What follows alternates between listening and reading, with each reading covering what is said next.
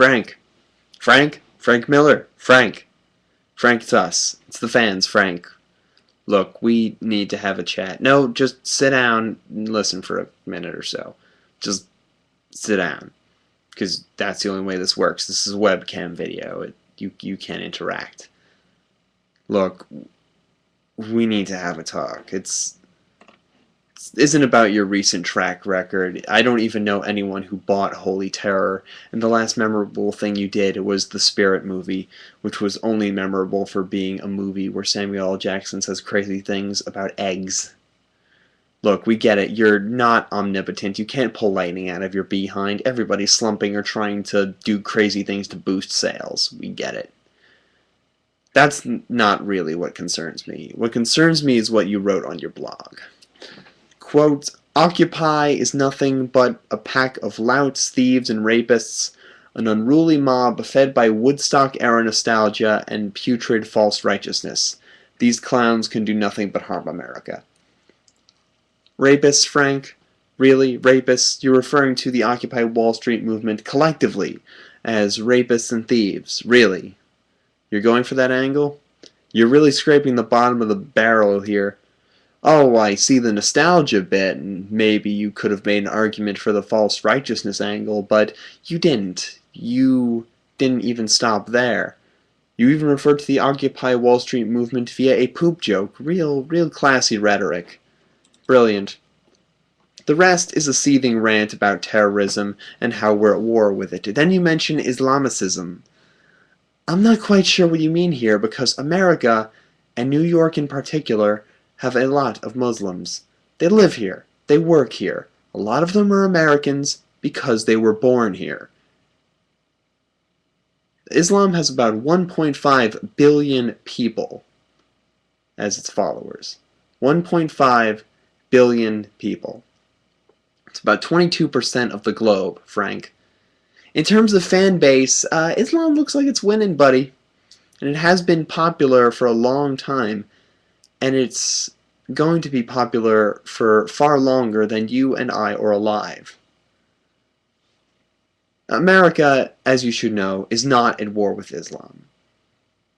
We're at war with terrorism. And terrorist cells who operate in poor countries because people in poverty are easy to intimidate and to tyrannize. You should know this. But it seems there are a lot of things you either don't know or forgot. Do you remember Give Me Liberty? You should. You wrote it. As you recall, it's a graphic novel where a strong African-American woman fights the forces of poverty, greed, corruption, oppression, and tyranny to reunite America. Do you remember that? Fighting for something to unite America? You remember that? I really liked it. It took me forever to find the last volume, and when I did, I bought it up right away. It was great. I loved it. But granted, you might have forgotten a lot of things.